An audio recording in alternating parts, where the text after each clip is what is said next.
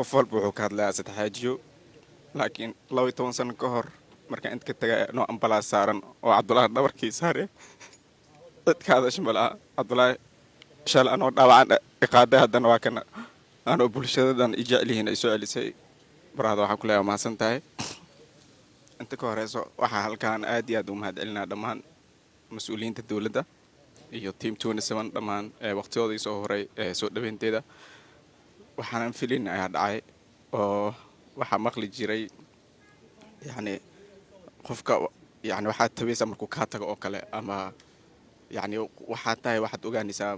markii meel aad tagto oo kale ama waxyaabahaas oo kale maanta waxaa ogaaday in soomaalida dhan ay wataan dhammaan team 27 waxaa leeyahay waa mahadsantihiin dareenkeyma kusoo koobi karo isla airbortkan aad joogo 12 sano ka hor anigoo nolosha ka dhacay oo turaaji uu surantahay dhiig baxay ka tagay haddana waa kan waxaa ku soo laabtay